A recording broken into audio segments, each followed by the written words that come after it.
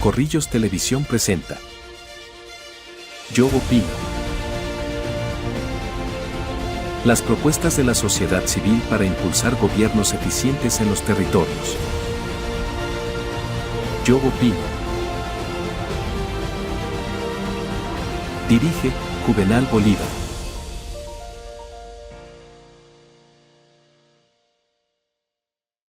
Nuevamente aquí en Yo Opino, la franja que nos trae diversos temas que son de gran importancia nacional. Este servidor, José Genaro García Murillo, abogado laboralista, también especialista en responsabilidad civil, y hoy traemos un tema que es fundamental.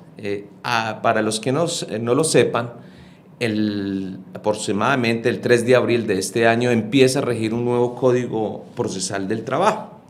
Ese nuevo Código Procesal del Trabajo que va a reemplazar al código que tenemos actualmente, que es un código del año 1948. O sea, si hacemos cuentas, tenemos un código de más de 75 años que nos ha acompañado a los que somos laboralistas, a los que somos litigantes, en estas lides de defender tanto los derechos de los trabajadores como también, obviamente, las causas de las empresas. Mucha gente tiene esa premisa de que prácticamente el acudir a una demanda o un proceso, un litigio en la vía laboral, pues está perdido para el empleador, y no es así. Si bien es cierto, dentro del proceso laboral se entiende que no es como por ejemplo, el proceso civil, donde hay una igualdad en cuanto a las partes.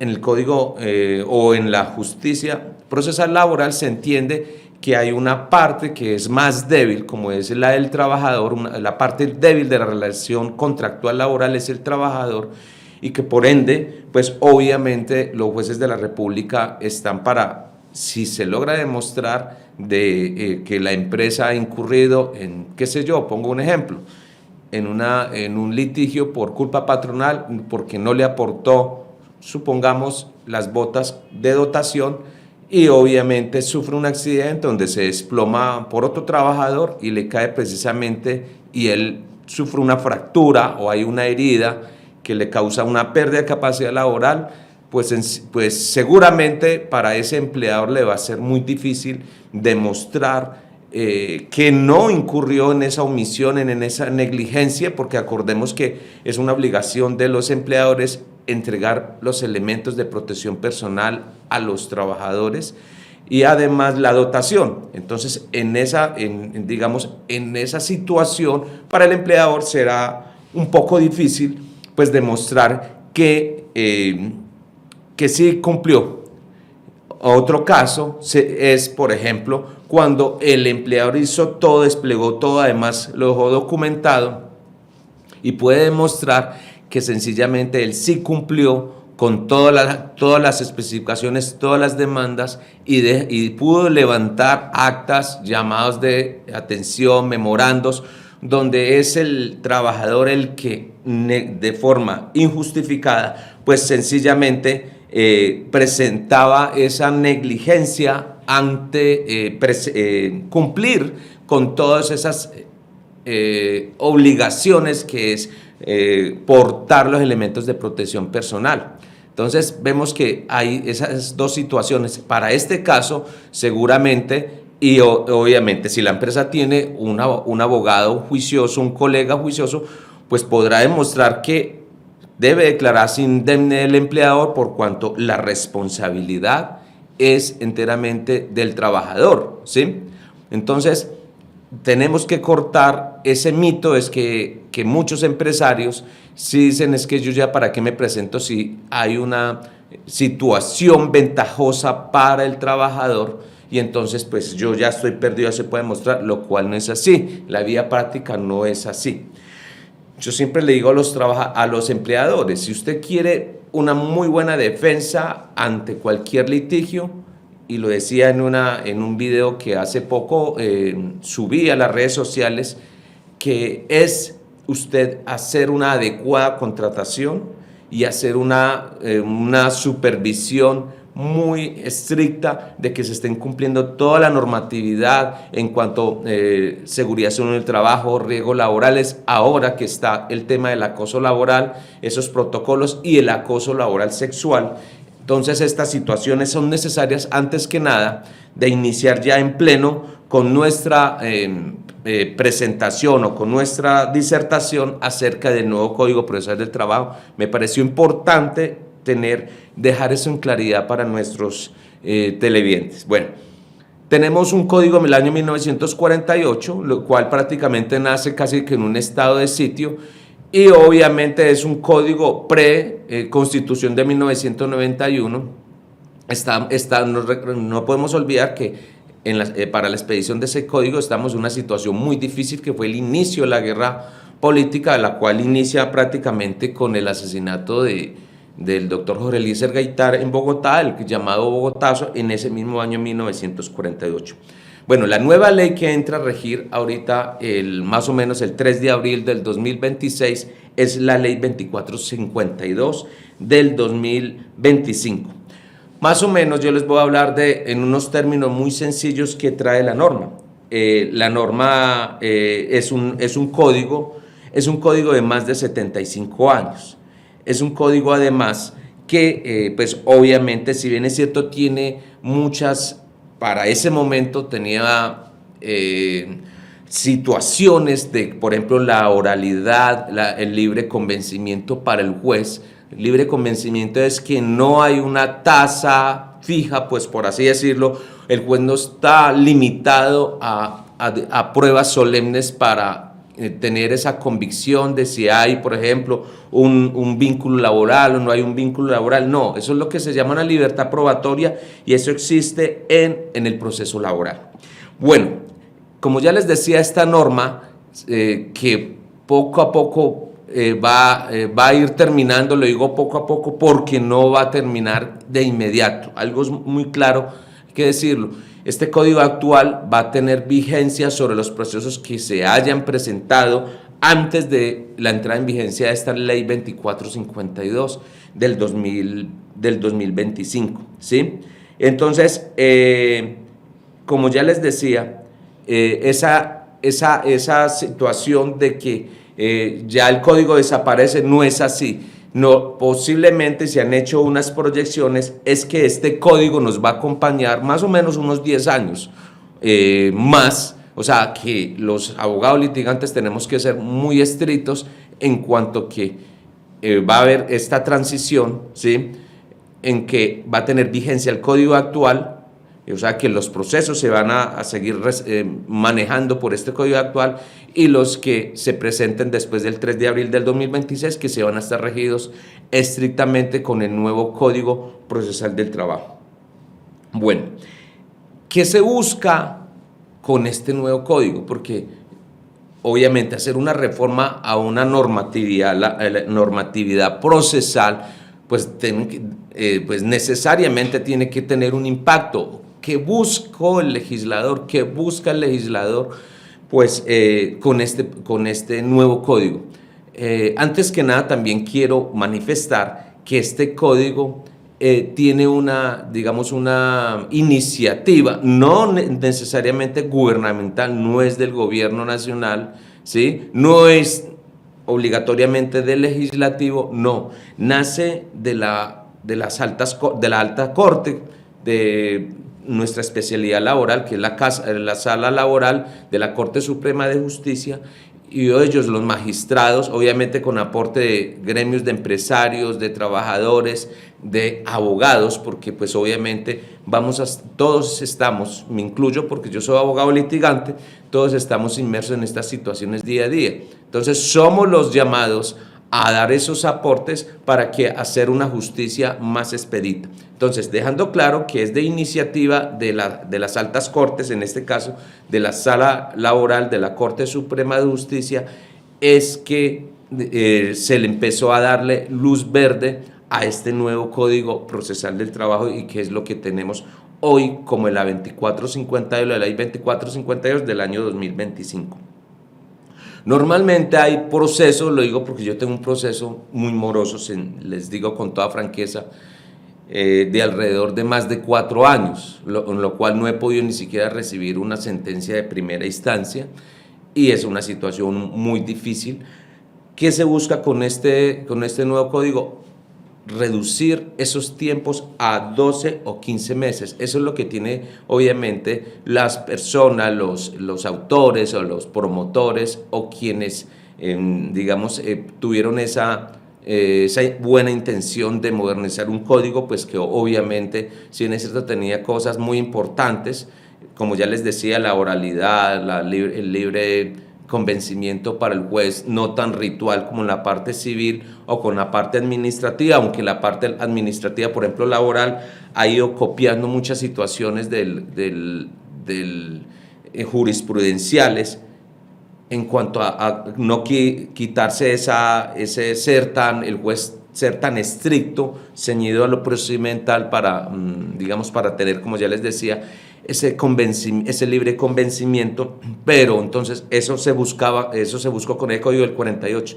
Entonces, ya de la experiencia de todos estos años de jurisprudencia, pues obviamente eso es lo que se está buscando, y más obviamente con una justicia que ante todo debe ser digitalizada, porque esa es, digamos, lo más importante que se está buscando hoy en día, que haya un acceso efectivo a la administración de justicia, y que para esta especialidad, pues normalmente casi todas las audiencias se hacen de manera virtual, excepto situaciones muy complejas donde se tengan que manejar muchísimos testigos, y obviamente el juez, dentro de sus atribuciones legales, puede decidir citar mejor a los testigos de forma presencial, pero esa es una excepción a la regla, ¿sí?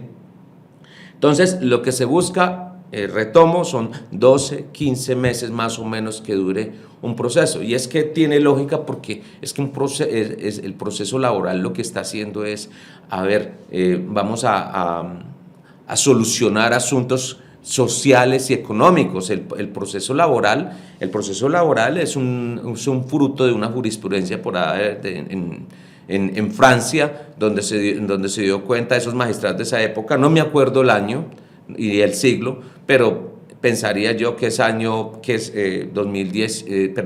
XVIII o XIX, estamos por ese tiempo, donde se dan cuenta estos magistrados de esa corte que, a pesar que se muestre como un tema civil, realmente lo que había es una relación de trabajo. Entonces, lo que tenemos hoy en día como el derecho laboral es fruto de relaciones civiles que obviamente realmente eran relaciones de la índole laboral. Entonces, como tenemos un empleador que obviamente es un empresario que promueve trabajo, pero tenemos un trabajador que presta sus servicios, y que al prestar sus servicios pues debe recibir como obviamente una prestación pues que debe estar acorde con los servicios que presta, ¿sí? Y por eso es que muchas situaciones se han regulado, por ejemplo, trabajos de alto riesgo, trabajo en alturas, entonces están reguladas ya con que tienen que hacerse procesos o certificaciones de trabajo en alturas, eso para riesgo laboral y seguridad en el trabajo. Ni qué decir, por ejemplo, de personas que trabajan con exposiciones a altas temperaturas, los que llaman trabajo riesgoso, ¿sí? Donde se pueden pensionar más rápido, donde obviamente pues tienen que tener unas características muy especiales de trabajo y no pueden someterse a jornadas normales, ordinarias, pues porque no todas las personas van a hacer esas actividades. Entonces, obviamente, como ya les decía, se tienen unas expectativas muy grandes. Vamos en la reducción de la congestión, que obviamente se busca de un 30 a un 40% de que obviamente se descongestionen los despachos judiciales. Vamos a decirlo como es, antes de irnos a una pausa comercial. ¿Qué busca un trabajador? Pues sencillamente no que le salga un proceso en 3, 4 años, cuando, mejor dicho, ya puso en riesgo su manutención y la manutención de su familia. No olvidemos que detrás de un trabajador hay una familia y también un empleador donde pues obviamente necesita solucionar, demostrar también su posible no responsabilidad en ese caso y que obviamente pues también para no poner en riesgo su patrimonio. Son situaciones que van de la mano. Bueno, vamos a ir a una pausa comercial y ya regresamos con este tema tan importante que es el nuevo Código Procesal de Trabajo. Corrillos Televisión está presentando Yo Opino.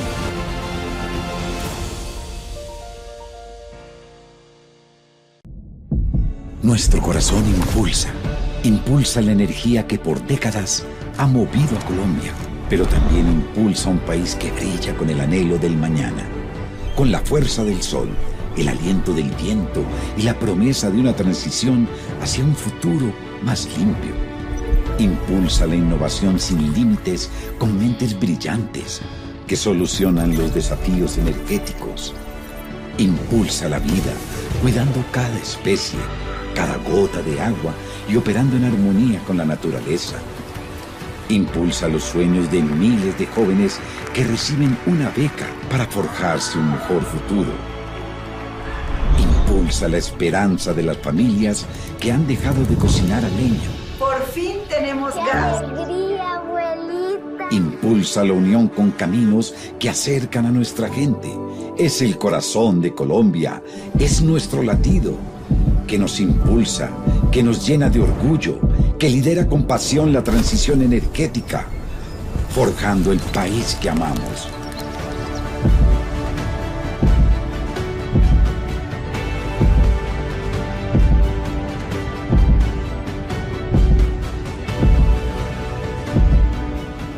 Grupo Ecopetrol, el corazón que impulsa Colombia.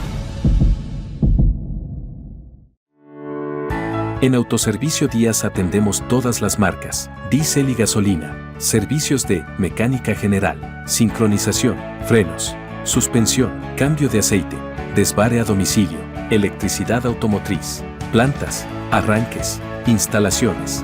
Contáctenos, WhatsApp 311-482-3287, calle 21, número 14 a 10, Barrio Girardot, Bucaramanga.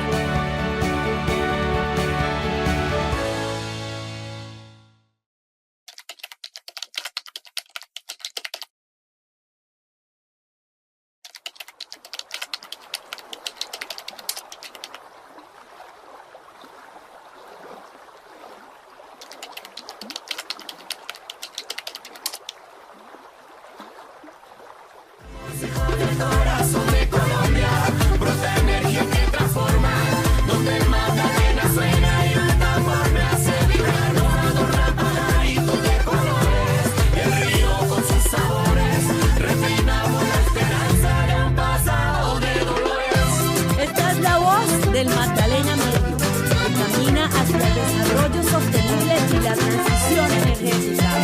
¡Hueva! ¡Uva! ¡Anda!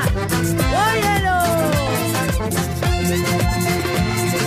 Barranca Bermeja, bella hija del sol, que con este calor nos llena de sazón. Estudiar, enriquecer el patrimonio cultural, fuerza regional, orgullo nacional, ritmo pegado, energía, Ecopetrol. Estamos bailando hasta que salga el sol. Suenan los jóvenes 4.0 porque para nosotros la vida es lo primero. Desde la Comuna 7 cantamos por la paz. La Ribera Magdalena se une en diversidad. Ahí debemos tomar conciencia. Por eso en verso lo expreso. El río nos trajo la herencia y también trajo el progreso.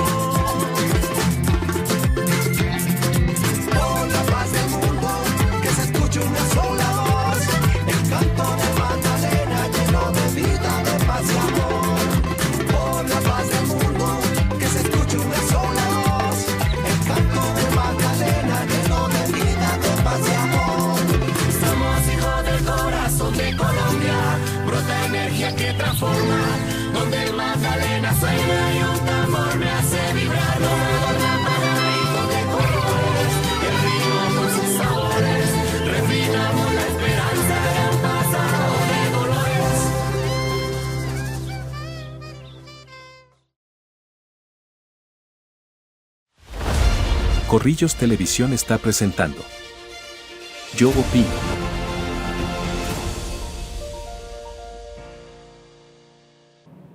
Bueno, hay una novedad en nuestro código, regresando de comerciales, hay una novedad, bueno, teníamos atrás, que es lo que se busca con este nuevo código, es bajar esa congestión entre el 30 y el 40%, que tenemos que reducir también ese tiempo de decisión final, ya cuando la sentencia quede ya definitiva, ya no procede ningún recurso, lo que se llama cuando ejecutoria la sentencia, pues obviamente que sea un tiempo más corto para pues obviamente que se puedan, esas situaciones se puedan solucionar de una manera más expedita, lo que tiene que ver con derechos económicos como lo es el derecho laboral y derechos sociales, también porque pues están elevados a la Constitución. El derecho al trabajo es constitucional, por tanto son derechos sociales a su vez también.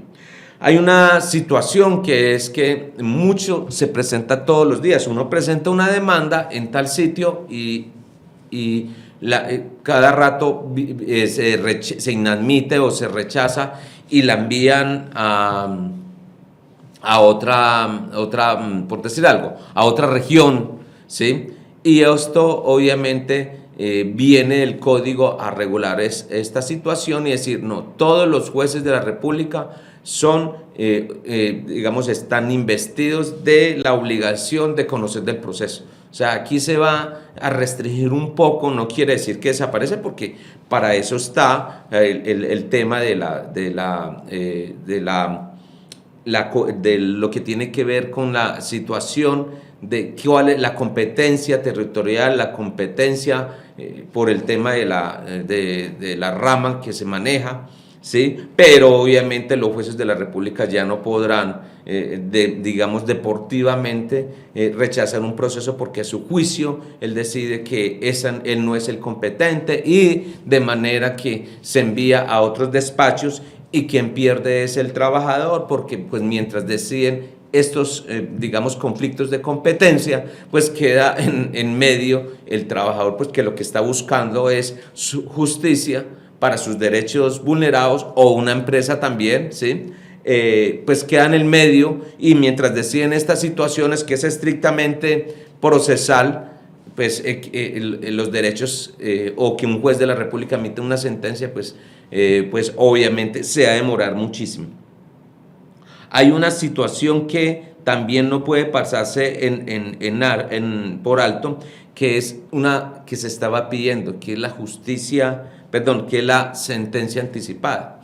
¿Qué es una sentencia anticipada? Eso lo tenemos, por ejemplo, en el Código de lo Contencioso Administrativo, Procesal Administrativo, la CEPACA, muy conocido, que es cuando el juez, digamos, no tiene que hacer decreto de pruebas, por ejemplo, testimoniales, cuando ya está demostrado, por decir algo, el vínculo laboral a través probatorio, cuando la otra parte pues, no solicite que se decreten nuestras pruebas adicionales, no que se tengan los mismos documentos que presenta la parte demandante, pues el juez puede presentar una sentencia anticipada. ¿Eso para qué? Esto es economía procesal. Si un juez ya tiene, como yo lo decía anteriormente, el libre convencimiento de que sí, ahí hubo verdaderamente un vínculo laboral, pues mal haría retrasar una decisión cuando él puede citar o fallar o expedir un fallo de sentencia anticipada.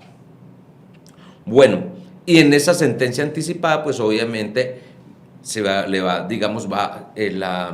los argumentos que va a presentar el juez, pues las partes tendrán el derecho. Sin embargo, cuando aunque ya esté la sentencia anticipada, pero las partes presentan sus alegatos, ¿sí? O más bien, hay una intención de una sentencia anticipada y el juez escucha los alegatos de las partes, pero él encuentra que hay unas situaciones que ya lo pusieron a dudar, él puede echarse para atrás, ¿sí?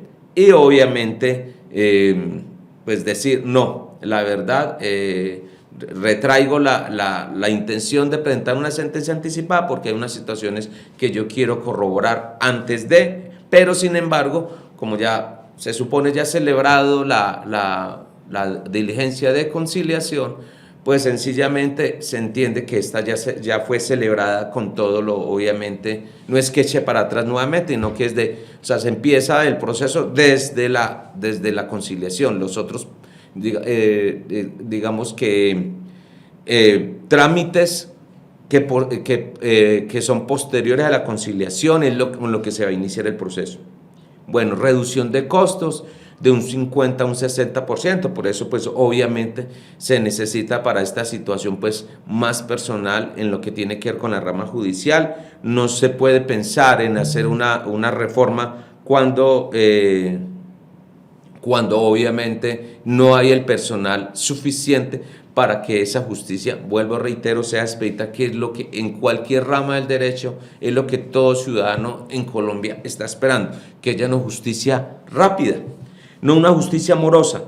Bueno, lo que tenemos actualmente son, por ejemplo, juzgados de pequeñas causas laborales que conocen procesos de única instancia, procesos que están regidos por una cuantía que es mínima cuantía, o sea que no sobrepasan los 20 salarios mínimos, pero que con esta nueva normatividad pues van a desaparecer estos procesos de única instancia y se van a conformar juzgados municipales, laborales y juzgados del circuito, ¿sí? Entonces, obviamente va a conocer primeramente, si es de acuerdo a la cuantía, pues conoce el proceso, el juzgado municipal laboral y después pasaría en segunda instancia, si es apelada la sentencia, al juzgado del circuito. En estos juzgados del circuito, pues obviamente puede conocer los casos de hasta 40 salarios mínimos, ¿sí? Que sería procesos de menor cuantía. Algo para tener en cuenta es qué buscó el legislador o qué buscaron las cortes, que fueron, digamos, los que, como ya les decía anteriormente, tuvieron la iniciativa de este código, es que se respetara el principio de controversia.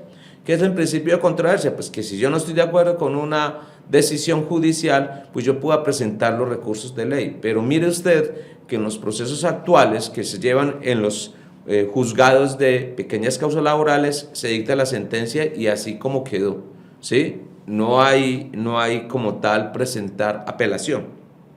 En este caso, con la entrada de estos procesos ante los juzgados municipales, así sea de mínima cuantía, ¿sí? y hasta menor cuantía en esos mismos juzgados, pues sencillamente se va a poder presentar una apelación. O sea, aquí el tema de la apelación, del derecho a controvertir un fallo, pues se va a cumplir.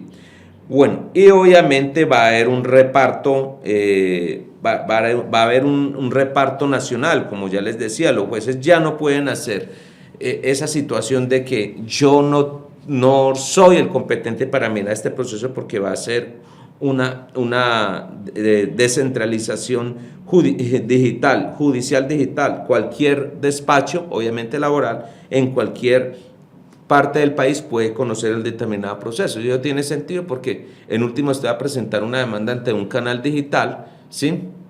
Y obviamente ya pegarse de estas situaciones de competencia territorial así a ultranza, pues no, con este código eso se rompe. Entonces, para la doble instancia para todos los trabajadores, sin discriminación por la cuantía, eliminación de la única instancia, obviamente con eso lo que se busca es el respeto al debido proceso. Eso es lo que digamos que en toda instancia judicial es lo que se debe buscar. Puede haber unas situaciones que el despacho en primera instancia se negó a mirar dentro del proceso, no se hizo una evaluación, digamos, integral de todo el acervo probatorio. El juez desestimó algunas situaciones que sí puede ver, por ejemplo, los magistrados en segunda instancia o en este caso que van a entrar el juez del circuito con respecto a lo que dictó el juez de primera instancia que dictó la sentencia primigenia o inicial para hacerme entender. Entonces, vuelvo y les insisto, va a haber una descentralización digital, judicial, en tema de los procesos, de que un juez de la República conozca los procesos. Bueno, el uso de las tecnologías va a ser estándar permanente. Recuerden ustedes que prácticamente lo que el Código General del Proceso, que era la norma que, digamos, introdujo, ordenó que se iniciaran con los procesos a través de los canales digitales, pues esto nos aceleró con el decreto 806 del 2020 por el tema del asunto del COVID, y que como lo cual fue norma con la 2213 del 2022. Bueno, hay un reparto nacional digital, expediente electrónico. Ya sabemos, para los que somos litigantes y algunas personas, que pues obviamente tenemos un sistema ya que se llama el SIUC, ¿sí? Que inició más o menos por ahí en diciembre del 2024, y que en adelante ya todas las demandas laborales pues se tienen que presentar o radicar por esta plataforma. Entonces vemos que eso se está haciendo, porque ahí tenemos la disposición de los expedientes, los podemos consultar cuando lo queramos. Nos llega la alerta a nuestro correo electrónico, está registrado en el CIRNA, obviamente para cualquier actuación. Bueno, hay una situación que es, bueno, ¿cuáles son los desafíos de este nuevo código para su implementación? Actualización masiva de infraestructura tecnológica, capacitación en funcionarios judiciales y nosotros los abogados, porque somos los que todos los días estamos inmersos en estas lides litigiosas laborales. Garantizar conectividad en todo el territorio, protocolos de seguridad y respaldo digital. Como ya les decía, una de las situaciones que son novedades es la sentencia anticipada. No la teníamos en nuestra especialidad laboral, y obviamente tenemos cuáles son digamos, las situaciones en las que el juez entiende puede dictar una sentencia anticipada. Cuando hay asuntos de pleno derecho, pues obviamente cuando no tiene que ventilarse situaciones fácticas, cuando hay pruebas documentales completas, o sea, el juez ya tiene el convencimiento, mire, para mí es suficiente con todas las pruebas que se allegaron al expediente, por lo cual yo tengo el libre convencimiento que pues obviamente pueda dictar una sentencia anticipada. Creo que aquí la situación está para otro lado. Allanamiento a la demanda, cuando el demandado acepta completamente las pretensiones de la demanda, ¿sí? O sea, ¿para qué el juez se desgasta con ir hasta una instancia si la parte demandada pues insiste en que, mire, la verdad, señor juez, yo acepto todas las situaciones que la persona, la demandante o el demandante está presentando en esta demanda? O sea, porque no tendría sentido en este caso. Hay otra situación muy importante, que es el tema del proceso monitorio. Esa es otra novedad. Proceso monitorio que lo tenemos en el Código General del Proceso, que es civil, pero se trajo aquí digamos, la especialidad laboral, porque pues se entiende que hay situaciones, y vivimos a veces en regiones donde hay mucha precarización laboral, entonces no se manejan en debida forma, entonces se quieren resolver situaciones donde se contrató de forma verbal, donde a pesar que situaciones donde no hubo de pronto accidente laboral, pero sí le quedan debiendo prestaciones sociales, no hubo pagos por temas de seguridad social, aportes a pensión. Entonces necesitamos un proceso que sea rápido. ¿Qué va a lograr con este proceso monitorio? Es un proceso declarativo laboral express, para que las personas me entiendan, donde usted va a presentar incluso la demanda de manera oral, se va a presentar usted si quiere un despacho, ellos lo tendrán que escuchar, mire, aquí pasó esto, fulanito me contrató de esta manera, me debe esto y esto. Van a llamar a la otra parte, y obviamente si la otra parte no es capaz de demostrar, porque la carga de la prueba es de la otra persona, demuéstreme que usted sí cumplió y no le debe usted B, no le debe a A. Si no puede, pues sencillamente dictanle la sentencia, y ahí sí no hay recurso. A pesar, esa era una pregunta que yo hacía, bueno, si se acaban los procesos de en los procesos de única instancia, los juzgados de pequeñas causas laborales. ¿Cómo así que por qué el monitoreo? Bueno, obviamente son situaciones que no se previeron, o el legislador entendió que debía mantenerse esta figura del proceso monitoreo tal como está, como se trae del Código General del Proceso.